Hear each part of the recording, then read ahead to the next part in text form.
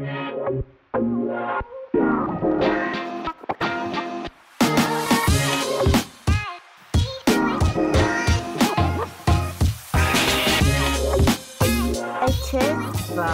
našom podcaste Psychologický popcorn. Dnes tu máme Kláru a Tatianu a budeme spolu sa rozprávať o filme Dva dní, jedna noc, čo je vlastne belgicko-francúzsky film z roku 2014, ktorý režírovali bratanci Jean-Pierre a Luc Dardenneovci. Tento dramatický film sa zaoberá témami ako solidarita, morálka a sociálna nespravodlivosť. Ako sa vám páčil tento film? Klára, začneme tebou. Tak díky za pozvanie do psychologického popcornu. Ja som vlastne tento film videla asi 3-krát, musím priznať. Prvýkrát si už fakt nepamätám, kedy to bolo. Muselo to byť veľmi dávno. A teda Dardenovcov som ja nejakým spôsobom sledovala a videla som viacero filmov a toto si myslím, že je jeden z tých, ktorý sa mi páčil asi najviac možno. A asi aj z toho hľadiska, že vlastne sa jedná o tie témy psychológie, ktoré sa prelínajú s tými témami ako nejakej morálky a vlastne sledujeme tam boj tej hlavnej hrdinky, ktorá nejakým spôsobom sa snaží neprísť o tú svoju prácu. A toto akože ma na tom veľmi bavilo, že je to vlastne ako keby dialogický, alebo že sledujeme proste rôzne dialógy rôznych aktérov a aktériek a ten príbeh tej hlavnej hrdinky sa odvíja priamo pred nami a je to vlastne veľmi dramatické. Čiže mňa osobne to veľmi bavilo. Čo na to hovoríš ty, Tatiana? Ja som nevedela, že čo mám od toho presne očakávať, že mne na začiatku prišiel zvláštny ten vôbec konflikt, že by toto firma spravila, že by dala takto vybrať tým ľuďom. Ale čo sa týka čo snažila dostať naspäť z tej depresie, naspäť do práce, myslím si, že to bolo veľmi pekne poňaté aj to v tom, ako sa vlastne zblížili s tým svojim manželom v konečnom dôsledku.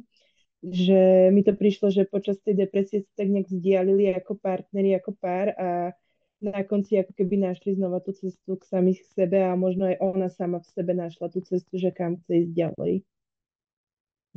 Mne sa veľmi páčila tá postava Sandrine, Marion Cotillard, a ona tak nejako vo mne stále vyvolávala také spomienky z minulosti, že ja som sa tak trošku cítila ako ona v jednotlivých momentoch, hlavne a tá celá jej osobnosť aj v tom, ako tá celá jej postava vyzerala vizuálne, že taká podlomená žienka, útla, ktorá na sebe nesie ťahu problémov alebo ťahu tohto sveta. Aj bola taká trošku zhrbená, lebo neviem, ja som sa v nej videla v mnohom a úplne ona tak zosobňovala tú podstatu toho, že jednoducho je to nespravodlivé, čo sa jej dialo v tom filme, ale jednoducho niekedy nestačí tá bojovnosť a tá sila a tá osobnosť, ktorá proste ide a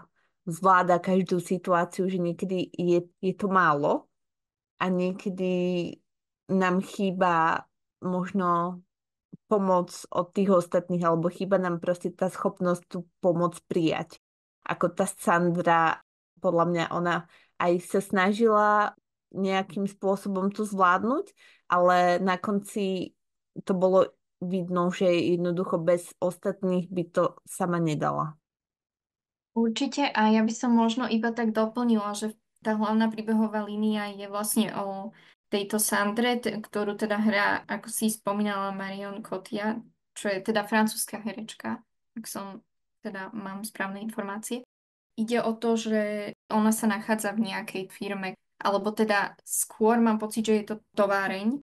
Čiže už z toho kontextu toho filmu mám dojem, že sú to vlastne ľudia, ktorí nie sú nejak ako finančne na tom najlepšie, teda asi je to nižšia stredná trieda, povedzme, alebo stredná trieda.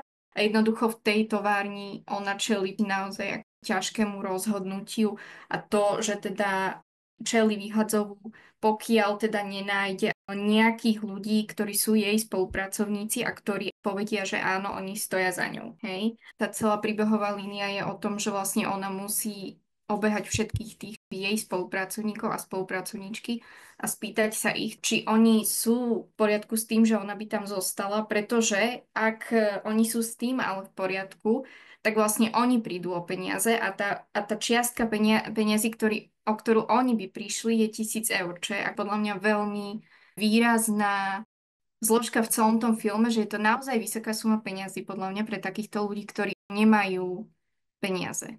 Takže vlastne toto je podľa mňa tá morálna dilema, ktorú ten film pred nami nejakým spôsobom zobrazuje, kedy vlastne ľudia z nižšej triedy, ktorých osudy môžu byť rôzne, sa vlastne musia rozhodnúť, že bude to ľudská bytosť, alebo sú to proste peniaze. Čiže toto pre mňa bolo na tom vlastne silné. Presne, a ja si myslím, že tam tej línii hlavnej postavy a celého toho diania okolo nej ani tak nešlo o to, že ona sa nevie vysporiadať s nejakou, možno ani to nebola, že duševná porucha, to je skôr možno aj niečo, čím by si prechádzali ľudia, ktorí by nemali žiadnu duševnú poruchu, ale našli by sa v takejto zložitej situácii ľudskej. A to si myslím, že je ešte oveľa silnejšie, ak ten človek sa nachádza v situácii, kedy jednoducho rozmýšľa nad tým, že za čo zajtra kúpi raňajky svojim deťom alebo niečo podobné. Že ľudia v týchto situáciách už často siahajú na svoje dno síl, potom ešte príde nejaká takáto situácia v práci a jednoducho na nej bolo vidno, že ona ako bojuje v istých momentoch, tam ona sedela na tej lavičke a sa snažila presvedčiť samu seba, že prečo vlastne ide obehávať tých ľudí a že ona už vlastne nevládze a že ona už vlastne nič nechce, ale na druhej strane sa zobrala a išla a proste bolo to také, že ona nemala na výber, ona jednoducho vedela, že musí tú svoju úlohu zvládnuť a aj keď na konci vlastne sa to skončilo tak, že nebolo dostatok ľudí, ktorí za ňu hlasovali, tak aspoň si vedela povedať, že áno, ja som do toho dala všetko. Ja som zvládla svoju úlohu a dala som tomu celú moju bytosť. A jednoducho v tom ona vyhrala. V tom bola sila tej postavy a v tom som ju vnímala ako osobu, ktorá zvíťazila v tom filme. Mne sa ešte veľmi na tom konci páčilo, keď jej ponúkli vlastne tú prácu, že by ju zobrali naspäť, ale vyhodili by vlastne toho jedného z nich, čo za ňu hlasoval, lebo mali iba tú dočasnú zmluvu.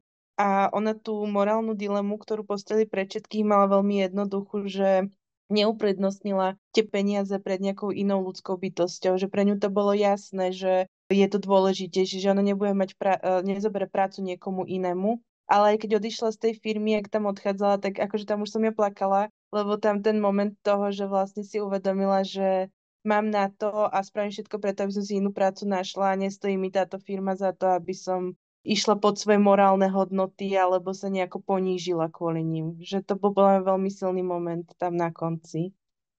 No, určite áno. Ja ešte tak som aj uvažovala vlastne nad tým backgroundom celého toho filmu, že ono sa to odohráva v Belgicku, čo je v podstate veľmi vyspelá krajina a ako keby napriek tomu, že sledujeme ako keby nejaké industriálne mesto belgické, kde jednoducho títo ľudia bojujú, tak v podstate z toho ich vnútorného života sa dá odčítať, že vlastne týmto si prechádzajú ľudia v akýchkoľvek krajinách. Hej, že to nemusí byť proste viazané na vyspelé krajiny. Hej, že vlastne takáto istá asi dilema by sa odohrávala aj na Slovensku, len by ten film možno vyzeral trochu inak. A to ma na tom vlastne veľmi bavilo a zaujalo ma vlastne na tom aj to, že niektorí z tých ľudí ako keby boli aj v podstate imigrantami, čiže vlastne tá ako keby otázka pre nich musela byť oveľa zložitejšia, pretože jednoducho pre ľudí, ktorí majú tento status, tie finančné náklady sú oveľa vyššie. Čiže to ma na tom tiež vlastne zaujalo. Mňa ešte zaujalo na tom celom, že ako sa tam hrali so zvukom počas jednotlivých scén. A mne prišlo, že tam boli a momenty, kedy tam bolo veľa ticha a momenty, kedy tam bol taký nepokoj, ale také napätie a jednoducho to vo mne vyvolávalo ako u diváčky také pocity, ktoré boli ladené do takej závažnej situácie, alebo neviem, ja som mala pocit, že sa tam veľmi psychologicky tak hralo s tým, ako to človek vnímal, ako jednoducho vnímali sme tu jej ťažkú situáciu, že aj tým zvukom a tými scénami a to sa mi na tom tak páčilo, aj na konci to bolo také vyhrotené, že tam boli také dlhé scény ticha, kedy vlastne sa rozhodovali tí jednotliví kolegovia alebo niečo. Ja som si to tak všimla, že dobre to tam bolo tak vsadené do deja. No toto mi inak vôbec nenapadlo, sa musím priznať, ale teraz nad tým tak uvažujem a možno podľa mňa to je aj ten typ kinematografie, že vlastne taký ten ako umeleckejší typ, ktorý vlastne tí Dardenovci nejakým spôsobom presadzujú a ja som teda videla viacero ich filmov a mám pocit, že tá linka sa neustále opakuje, že oni sa naozaj častokrát sústredia na ľudí z nižších vrstiev. Takmer mám pocit, že všetky tie filmy sú o ľuďoch z nižších vrstiev, ktorí majú nejakú životnú dilemu alebo proste životný boj. A vždy vlastne na konci toho filmu, alebo teda aspoň čo si ja pamätám mnohých tých filmov, je to nejakým spôsobom vyhrotené v ako keby rôznych smeroch. A častokrát je to práve akože sledovanie osudu jednej postavy, ktoré nejakým spôsobom akože zdoláva nejaké prekážky. A buď sa im to darí, alebo sa im to nedarí. To je tiež niečo vlastne, čo ma na týchto filmoch baví. Že je to vlastne nejakým spôsobom artové, ale zároveň je to istým spôsobom dostupné pre mnohých ľudí a vlastne každý si z toho môže asi aj niečo odniesť. A vie sa s tým aj celkom akože ľahko stotožniť. Ja, čo sa týka týchto umeleckých vecí, veľa asi nepoviem, ale súhlasím to, že to stotožnenie s tou hlavnou postavou bolo veľmi jednoduché, že bola veľmi pekne vykreslená aj tie emócie, že vedela som sa vcítiť do toho, čo ona prežíva. Že ja som si tiež prešla nejakými takýmito fázami, keď som bola na dne a snažila som sa bojovať sama za seba. Takže som tam cítila to, že sa s ňou dá človek veľmi ľahko sa na ňu vedel naviazať a pochopiť a naozaj pre mňa tam bolo aj tie ostatné vzťahy, ktoré tam boli, prišli mi také veľmi realistické a tak veľmi dobre správené, že neprišli mi plítke. Práve, že sa tam snažili o to, aby si tie postavy nejakým spôsobom, že aby to bolo také realistické.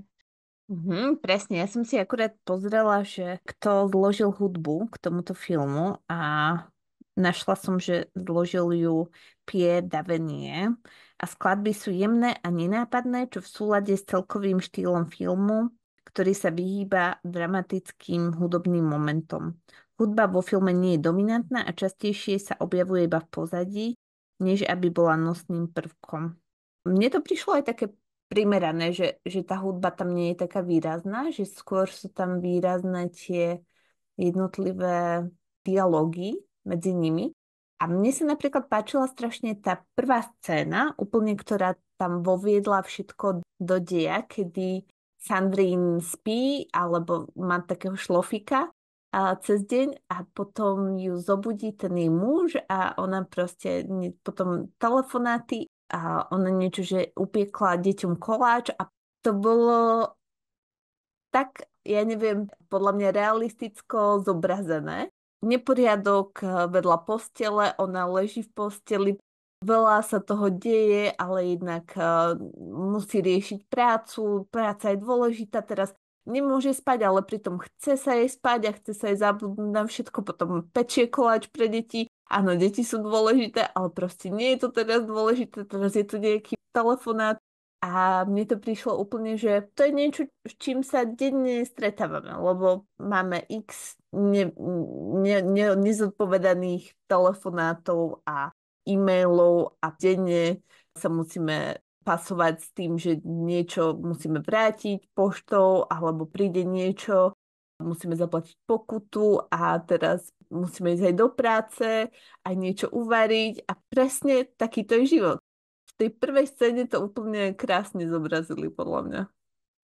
No, určite taká každodennosť je vlastne nejakým leitmotívom asi celého toho filmu. A mám pocit, že mnohé ak tie filmy, ktoré som videla, boli istým spôsobom o tej každodennosti a o tých zápasoch. A ešte premýšľam vlastne aj nad celkovou tou psychologickou zložkou filmu, že vlastne ako tam bola zobrazená. A príde mi, že ako keby v takýchto ťažkých situáciách, ktorým sú vlastne napríklad bola vystavená aj táto hlavná hrdinka, tak vlastne ten psychický stav vždy sa nejakým spôsobom dekompenzuje. Rovnako ako sa to stalo aj jej pri tej scéne, kde ako keby si zobrala nejaké lieky a že to mi prišlo, že to je prirodzená súčasť takto ťažkej situácie, v ktorej sa ona ocitla. Že vlastne mi nepríde, ako keby to bolo násil nejakým spôsobom zobrazené, ako sa to častokrát vlastne v tých hollywoodských filmoch stáva, hej, že vlastne sa tam na silu zobrazujú nejaké, možno až glorifikujú nejaké tie psychické problémy. Takže toto mi prišlo také veľmi prirodzené a zároveň áno, bolo tam vykreslené to, že vlastne ona nejakým spôsobom má možno depresívne stavy, ale že je to ako prirodzená súčasť tej osobnosti, ktorú ona má a že vlastne nejakým spôsobom sa s tým snaží bojovať. A ešte je vlastne uvrhnutá v tej situácii, ktorá je dosť ťažká, že každý by asi mal nejakým spôsobom, úplne ako bežní ľudia, ktorí nemajú s ničím problém, tak by boli asi nejakým spôsobom dekompenzovaní. Takže mne to prišlo také vlastne veľmi prirodzené v tomto.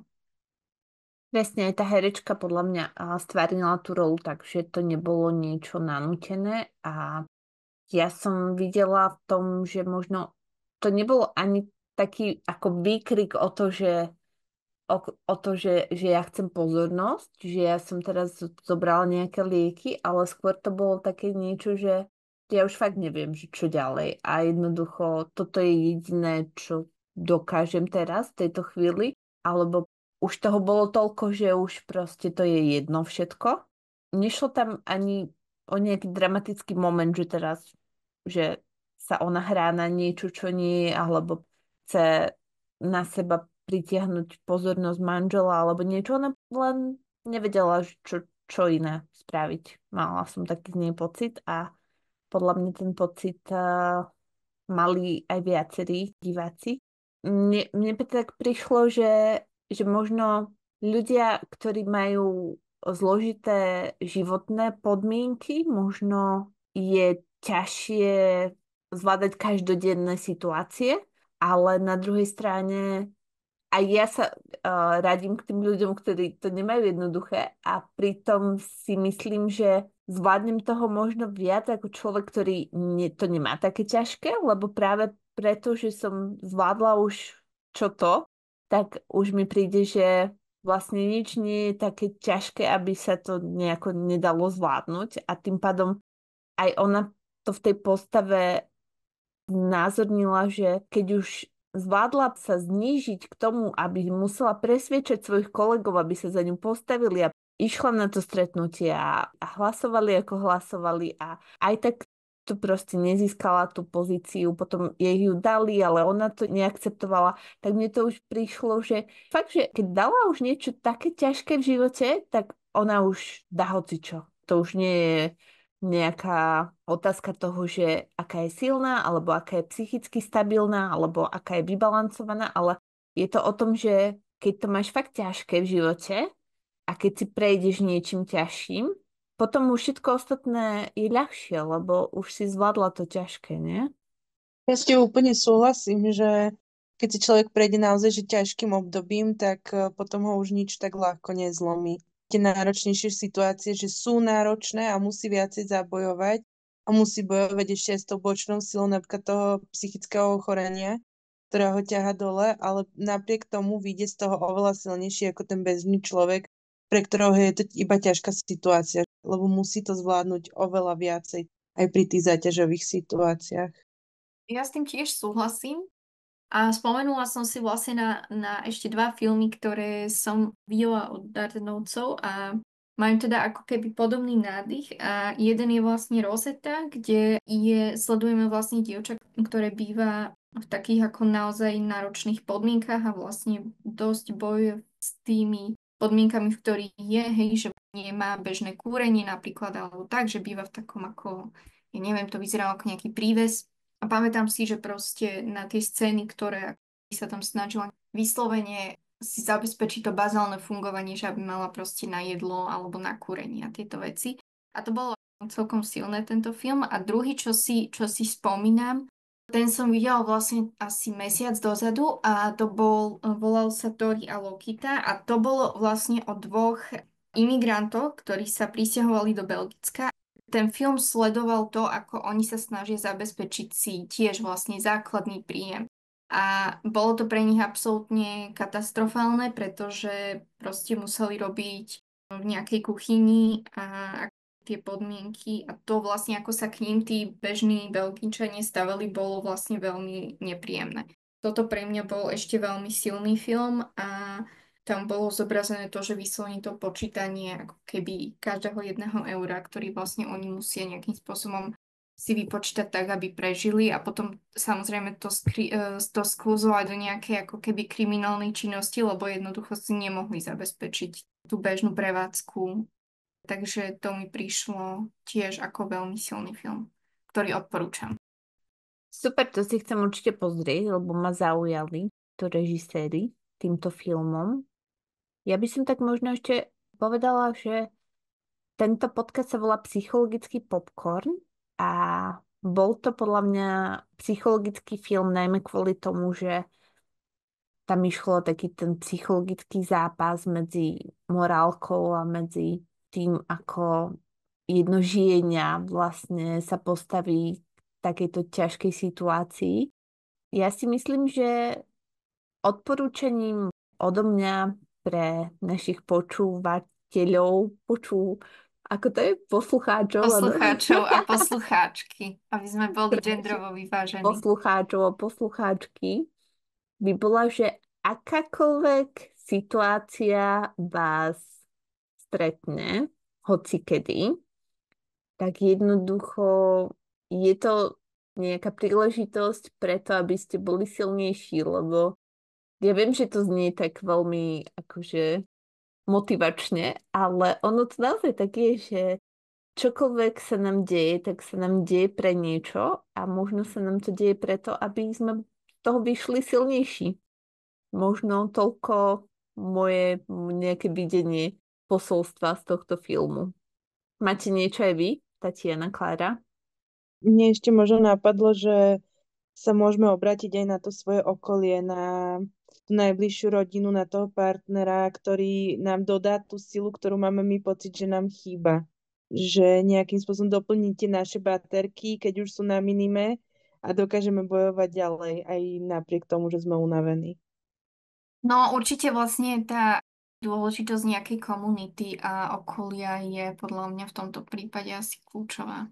Takže to je rozhodne to posolstvo. A zároveň ako keby nevzdávať sa, aj keď nakoniec to môže dopadnúť. A rovnako ako to v tomto filme dopadlo, nedopadlo to úplne najlepšie pre tú postavu, ale jednoducho prešla si zase niečím a možno zistila niečo o ľuďoch a aj o sebe. Podľa mňa tam ešte zistila to, že není sama. Lebo keď sa začali tí ľudia vlastne obracať na to, že áno, budem za teba hlasovať, aj keď najprv hlasovali proti nej, tak myslím si, že aj pochopila to, že není, lebo ona to tam myslím, že aj formulovala, že má pocit, že je všetkým ukradnutá a že na nej nezáleží. Nejakým spôsobom mi prišlo, že potom pochopila, že tým ľuďom na nej záleží a je podstatná a to jej dodalo aj tú silu bojovať samej za seba. Áno, presne, takže aj keď si myslíte, že ste v tom sami, tak my sme tu s vami tiež a budeme aj na budúce, keď budeme nahrávať ďalšiu časť psychologického popcornu. A dnes sme tu s vami boli my, Radka, Klára a Tatiana. Čaute. Ahojte. Ahojte.